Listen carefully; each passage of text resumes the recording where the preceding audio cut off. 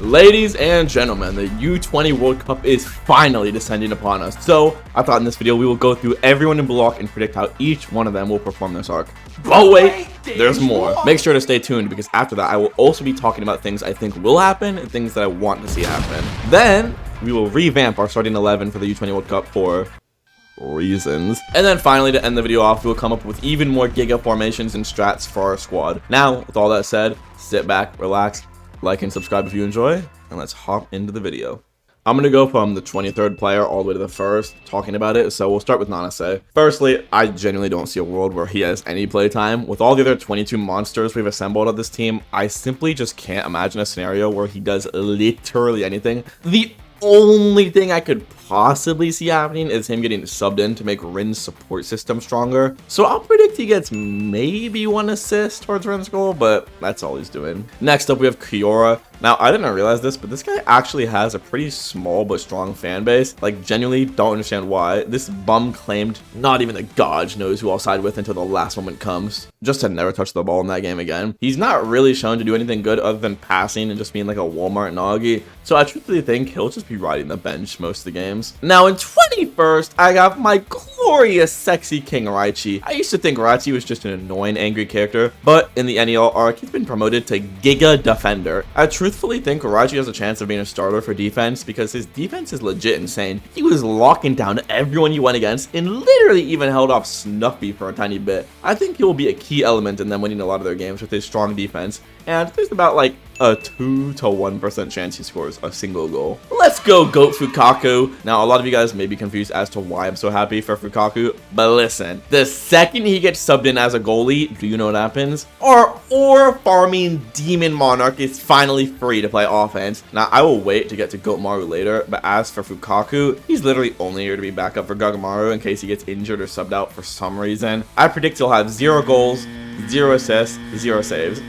And this is his last arc in block. Next up, we have Zantetsu. Truthfully, this brother ain't getting any playtime. Actually, now that I think about it, he can just be Chigiri's replacement whenever he gets too tired. Although after what happened in the U-20 match and his training in Manshine with Chris Prince, I highly doubt he'll actually have stamina issues anymore. Now, the only actual use I see him having on the field is with Chigiri. In the episode Nagi manga, they were both shown to use a hyper-speed Giga chemical reaction to score a goal. This shit was low-key kind of tough. They kept passing each other back and forth, and what made the extra funny is the fact that Karisu said they were literally doing sloppy passes to each other, but it just didn't even matter because they were able to catch up to the ball with their raw speed. So maybe if he subbed in to work with Chigiri, he can get like 1 assist, but I don't see him doing anything else, dude. Next, our 18th ranked member, Corona. Truthfully, he may even be a starter on the team with how good his coordination is, but realistically, not really much to say about him. I predict maybe like 1 or 2 assists to Isagi, but that's really about it. I'm sorry, but this brother is legit never starting. He's a fucking striker. In what universe is this guy ever not riding the bench? He's supposed to be an ace striker, but his only achievements are 2 insane saves and 1 full hyena goal that was made from Baru. Some ace striker, huh? Yeah, this guy is for sure never doing anything. My glorious 6'1" blue-haired god, easily top 5 in block. He is for sure starting. I don't know much about actual soccer, but the midfielder position that Sai plays, I think Hiyori could excel at. If not that, just somewhere on the side, who cares? Top 5 dribbler, he has metavision, plus the best passer in all the block. There's basically a 0% chance he doesn't start. I predict he'll have like 3 to 4 assists at least. He's just too goated, man. Meh. Truthfully, I don't have much to say for Nico. He'll probably start in defense and have some cool defensive plays, but that's really all I see him doing. Next up, we have the blind bandit himself, Yukimiya.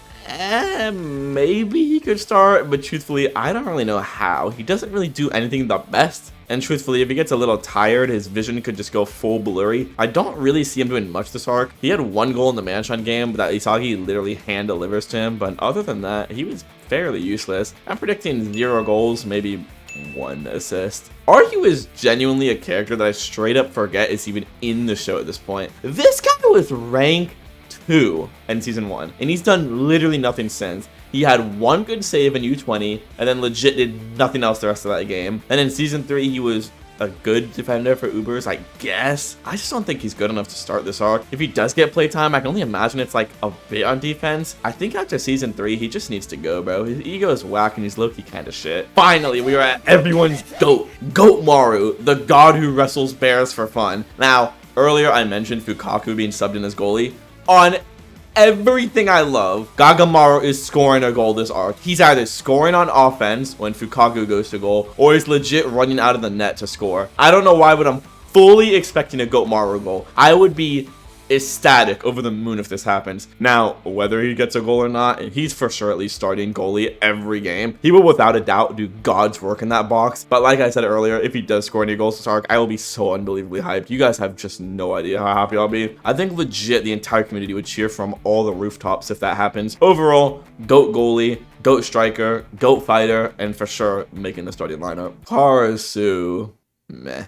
He'll probably start, but truthfully, I don't really care about him. Maybe he gets 1 goal, but truthfully, that may be asking too much from him. He'll probably get at least like 1 to 2 assists, and that's about all I got. Next, we got our boy Oliver IQ. I'm so British! Now, this fucking guy being as good as he was in the U-20 game is going to be putting work on defense for us, especially since in the Ubers game, he unlocked Metavision on top of that. He will be the wall for our Japanese team that will put an end to a lot of annoying players for our boys. Now, considering him almost scoring in the U-20 game and being around all these strikers, his ego may be burning even stronger than before, and I think he should for sure at least get 1 goal. My prediction is going to be some kind of corner kick into like a jumping header, but yeah, overall he's for sure starting, and he's going to be instrumental to Japan winning throughout the U-20 World Cup. Next up, we got our boy Otoya, who's somehow got 9th place at the end of the NL arc, the walking HR disaster himself. Truthfully, kind of like Karasu, I just find this duo boring. Neither of their egos seem to be that strong, and on top of it, they aren't really interesting characters to me. I'm sure he'll be useful in some plays, but in a game with Rin, Isagi, Bario, and Shido, I just don't really see how he could score. He's getting like 1 goal at most. Alrighty, ladies and gentlemen, we are finally at the more interesting characters. Next up is Bumgami, Emogami, Fraudgami. Truthfully, after bringing him back in Season 3, I think a lot of fans were let down since he basically did nothing the entire arc. He only scored 2 goals that were hand-delivered to him by Isagi. Now, this arc I feel is kind of the make or break for his character. If he doesn't prove himself now, when will he? As many of you know, I'm kind of his biggest hater, but it's time to turn a new leaf. I predicted in this arc he's gonna get his ego back and stop being emo. The whole reason for his existence is being a catalyst to help produce the world's greatest striker by being selfless and a clone of Noah. But in the last match when he versed Shido and with Isagi, we saw traces of his ego burning again. Here's my prediction for Kunigami this arc. Something will happen playing with Isagi and his old teammates, and something will reignite within him, bringing his ego back to life. He will stop trying to follow Ego's ploy of making him a catalyst to produce the world's best striker, and will dream once again. He will basically tell Ego to go fuck himself, and that he will use all of his new strength towards being the world's best again. He will stop being a bum, he will stop being emo, and finally, our orange-haired goat will arise from his ashes like a phoenix reborn. I predict 1 to 2 assists and 1 super goal. Also, side note, whenever people try to defend Kunigami's emo-ness, they say things like, well, we don't know what happened to him in the wildcard round, so we can't judge him. Or they'll say things like, he's emo knowing he ruined all of their dreams or whatnot. Guys, it's just soccer. Y'all are acting like when he knocked them out, he was forced to take them to a back room and execute them himself. Like, no, it's just soccer. There's no reason for you to be this emo all the time. But yeah, with what I said, I do believe this to be the arc where he goes from 0 to soccer superhero once again. Rayo. This is an interesting one. I've said in the past multiple times, the NEL arc needs to knock out a main character to remind everyone of the stakes, and that it would be perfect for it to be Rayo, basically forcing Nagi to awaken on his own. Unfortunately, I was right about everything except the characters. I got that flipped. There's a lot of ways Rayo's character can go. First and foremost, the most logical decision that I know for a fact won't happen is him moving on and getting stronger on his own right away. The more likely option is that we get Emogami 2.0, and he's sulking for the first few games, depressed that he doesn't have his boy toy with him anymore. Now, I pray they don't go down this path. We already have too many emo fucks in this show. I genuinely cannot handle another one. I do predict this arc he will be insane though. If he can get over the hurdle of not having Nagi with him, he could really be a monster. And I just realized this, and I don't think I've seen a single person talk about it, but when Nagi was kicked out, Rayo was crying saying there are only things Nagi is capable of. And then just like, it hit me. Like, Rayo, the generational moves Nagi does, you can just do them yourself. He already did it in the U-20 match with Nagi's insane tap lift. If he evolves his copy ability, he can literally just become a hybrid of Rin, Sai, and Nagi, dude. Rayo's the real potential man in the story, not Nagi. Now, get ready for this hot take. I know no one would have ever expected me to say this, but Rayo's ending this arc top 5. His copy ability is just too strong, dude. If he gets his white-haired femboy out of his head for 5 minutes, he could legit be insane. I'm predicting 2 assists, 1 goal, and then 1 some kind of super goal. That's my predictions for Rayo. Controversial take, but next we get the speed princess himself, Chigiri Hyoma. I believe he will have a monstrous performance with his golden zone and speed, getting at least a few goals for his team while he's in. Now, hear me out. It's the final match in the U-20 World Cup. Millions of people are watching on the TV. Japan versus Germany. Chigiri has the ball, but what's this? Kaiser comes in, slide tackling Chigiri, and his leg fucking disintegrates into the wind. It's all over for Chigiri's career. We now only have 22 out of the 23 players we need. Come forth, number 24. As our glorious white-haired king steps up more fire than we've ever seen before, scoring the winning goal of the entire U-20 World Cup. The crowd goes wild. Rah! Nagi top 1 in block. No, I'm joking. But in all seriousness though, Chigiri's leg is fucking imploding this arc. I don't know why, but after reading episode Nagi from my last video, I feel like they hinted at it multiple times that his leg's just a ticking time bomb. Do I want this to happen? Kinda. I don't know why, I just think it'd be a little funny. If you didn't know, I stream here and there on YouTube. Turn on notifications if you want to be there for the next time I stream. But someone asked me in chat, would I still like Isagi if he broke Chigiri's leg stealing the ball to score himself?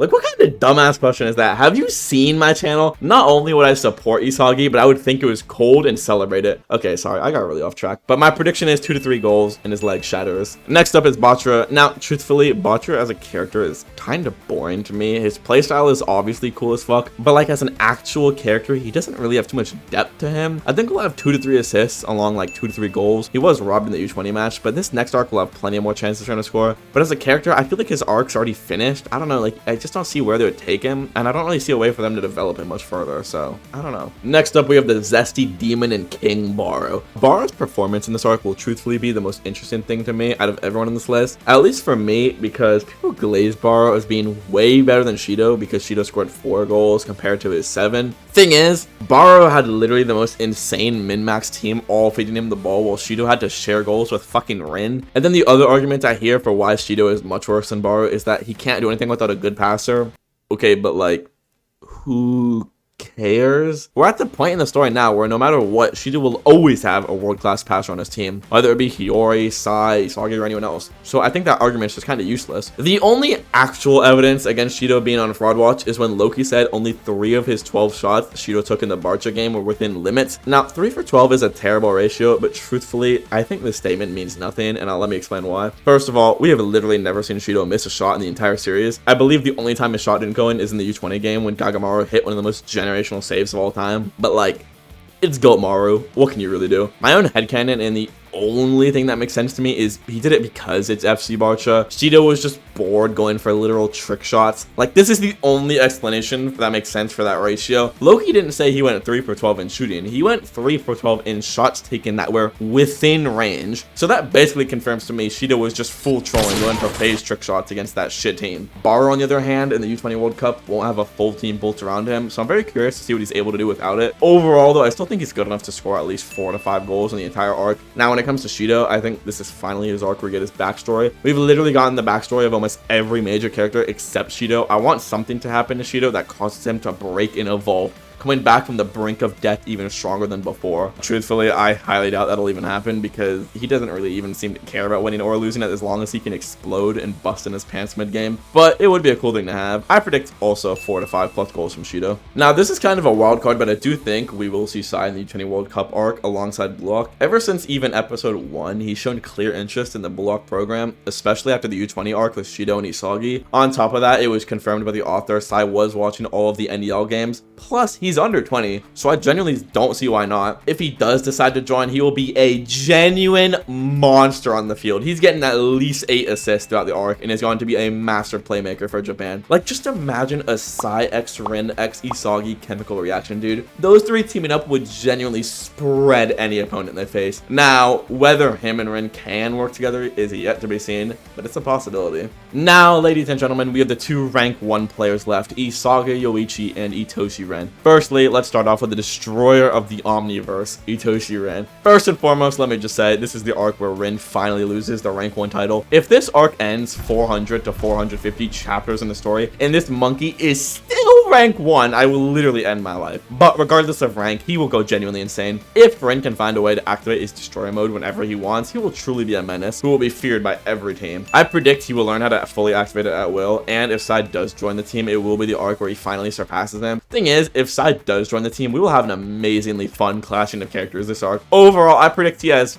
maybe 1 to 2 assists and like 7+ goals throughout the arc. Now we finally get to the Demon King Himsagi Yoichi. Now let's just cut to the chase. Bro's ending this arc as the clear rank 1 in block. He's going crazy every game, ending the arc with 3 to 4 assists and 7+ goals as well as Rin. And now that we've finished how each character will perform, let's talk about cool things we will see or things I want to see in this arc. Firstly, one thing I think we'll see is a 4-man chemical reaction between the original 4 egotists. Imagine how sick it would be to see Isagi, Bachira, Chigiri, and Kunigami having a crazy 4-man tear scoring a goal. I would love to see this OG team farming together. The second thing we need to see is Chigiri's leg exploding.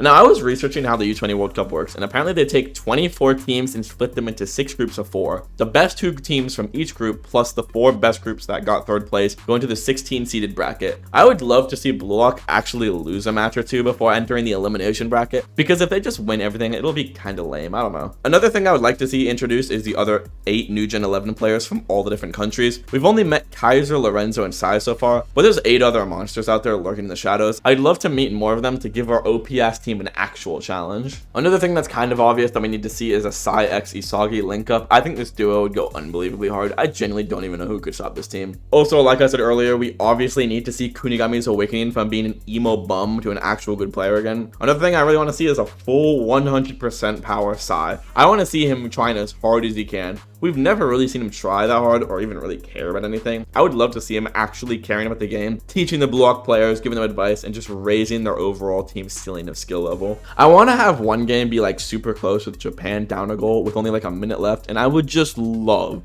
to see Shido hit some genuinely absurd 1 in a million shot to tie up the game last second, securing them OT. Like, I want to see some insane buzzer beater type shots. Another thing I think everyone would love to see is Japan winning a game, and we cut to like Germany on the other side of the bracket, and we see Kaiser hitting some kind of generational shot to win his game. I think it would just satiate the Kaiser fans, so I think why not? Now, let me just quickly go over some team ups we need to see happen. Firstly, Isagi and Reo. Now that Nagi's gone, Reo can stop fighting over who has Nagi and can finally just play with the egoist Nagi was chasing after for so long. We've also got to have a scene of Rin and Shido working together to score a goal. Shido actually showed he could pass at the end of the PXG game, and if Rin wasn't throwing and passed back, he could have actually scored the goal and won the game. Speaking of Shido, now I don't see this ever happening, but a Shido x Borrow chemical reaction would genuinely go crazy. These two fan bases are always at each other's throats, so I think it'd be cool to see them actually work together for once. Now, another team up I literally never see happening is Borrow and Isagi, but imagine a play where these two work together to score a goal. That shit would be so unbelievably legendary. And then finally, the sickest team up for last. It's the final game of the arc, and they need an extra boost of power. Getting a full Metavision Isagi x full Destroyer Rin duo tear down the field would literally give me life. This team up would be so unbelievably legendary. I genuinely don't know how anyone could stop this duo working in tandem at full strength. And then finally, for their final opponent, I'd like to see Japan versus some country with like 2 to 3 New Gen 11s on it. With how strong Japan is looking right now, they kind of need a few heavy hitters on the opposing team to actually cause them trouble. The more I thought about it, I think the perfect final boss of this arc would be like a better Isagi. Think about it, all the New Gen 11 players we've seen so far have had some kind of insane weapon. Sai's is his incredible dribbling and passing, Lorenzo's is defense, and Kaiser's insane shooting ability. I want the final and strongest New Gen 11's weapon to be his brain. Someone very similar to Isagi who controls the entire field with his raw IQ. I think that would be the coolest final boss, and adding the fact that he'd have 1 to 2 more New Gen 11 players by his side would be hype. I don't know what country this would be, but I'm really liking the idea. But yeah, overall, those are all the things I would like to see or things I think will happen in the arc. Now, let's head over to our new formation. Now, I made this video a few months ago, and I think most of it still holds, but we will be revamping our 11 lineup. First, we will keep Isagi, Rin, Shido, Hiyori, Bachira, Chigiri, IQ, and Goatmaru. The only changes we would consider are Karasu and Nagi, but even before that, we will be switching Chigiri and Bachira. I realized after making that video that Chigiri's golden zone is only on the left, so let's quickly just flip this. Now, first off, the obvious one. I'm sorry, my glorious white-haired king, but I don't think you're allowed on our team anymore. And then Karasu, you're also being cut because I don't know, man. I just don't like you that much. Now, here are the super subs I'm considering for these positions. Taking Nagi's spot could either be Bara or Rayo. Bara is one of the top strikers in block, and having him on the team with Isagi could force both of them to devour each other back and forth and continuously evolve. The only issue I see happening is Bara going full monkey. We are at the skill level where him going solo really won't work anymore, especially since other players will be more aware of his monkey tendencies. But if he can synergize with the other players, he could be a super strong piece added to our puzzle. The other possibility is Rayo, because without Nagi holding him back, his potential and skill can literally skyrocket. Like I said earlier, he can copy Nagi and other people's crazy techniques. He's also an extremely smart player who can give very good passes to the other strikers in the front. I think either way, we have an upgrade to Nagi. Now, on the backline replacing Karasu, we have a few great options. First off, right again, it could be Rayo, as his skill set is strong anywhere on the field, and he's already proven to be a great defender. Another great option is Kunigami. In the peak streak game, he had Shido on fucking lockdown the entire game. If he were to get rid of his emo mindset and play solid defense, he could make plays with either Bachra and Chigiri, his old teammates. And then finally, the other solid option is, like I mentioned earlier, Go Raichi. Not much to talk about, truthfully, that I didn't already say earlier. But yeah, Raichi is a solid proven defender. But if I had to pick a new lineup, I'm putting Bara in Nagi's spot and Rayo in Karasu's spot. And now we finally have our Giga lineup. Now, ladies and gentlemen, the moment you've all been waiting for, the new formations and strategies. My first strat is Operation Maharaga. If we want to give our team more firepower, we will have Megami summon Maharaga to 1v1 Isagi. Both of them will be going back and forth non-stop, evolving and adapting to one another until both of them are essentially god-level entities. Isagi will stop holding back and hit Maharaga with an intergalactic direct shot, killing it, then coming back into the game as basically god. Secondly, we have Operation Emogami. As we all know, Kunigami is Turbo Emo in literally every scene he's in. So the play is everyone on the team bullies Kunigami to the point where he snaps. Right as he snaps, we throw him at the enemy as he pulls the AK-47 from his book bag, taking out their opposition. Our third strat in my playbook is Operation Touch. If there's an opponent that's overpowering our team, we will unchain our Zesty Demon. Sai will promise Shido the goods at the end of the game if he takes the goods from the enemy. Have Sai flirt with Shido a bit to get him, throbbing like never before, and then send him like a wild dog in the enemy, taking them out. Listen, it's not the most moral strat we have, but it's still a card we have in our deck. Fourthly, we have Operation Full Power. All of our players will turn into their max power forms. Kunigami turns into a cyborg Terminator. Chigiri turns into a panther, Bara turns into a lion, Shido turns into a dragon, Bachra turns into his monster, Rin turns into a destroyer god, and then Isagi turns into a fucking Maharaga. And then finally, our strongest entity, Gagamaru, just stays as Gagamaru. Look at this generational team I've assembled. I don't care who they verse, they will be absolutely spreading any opponent they face. And then for our final strategy, this is our ultimate, most giga trump card we have, Operation Demon Domain. For this final play before the U-20 World Cup, we will have Isagi travel to Jujutsu High, training there under Gojo on domains. And yes, you guessed it. When all looks lost, Isagi is going to hit the Demon King totality. Isagi will transform into his max potential, the literal king of hell, the Demon King he was always meant to be, and absolutely eviscerate everyone on the field in one quick swoop. I'd like to see Kaiser stop this one. But yeah. Overall, those are our strats. We've gone over how I think every character will perform, shown a brand new starting 11, talked about things I'd like to happen and things I think will happen, and finally, I've given Ego some new strats for his team if he wants to borrow them. Overall though, I hope you guys enjoyed this video where you want to consider subscribing, and yeah, I will see you guys in the next one. Peace.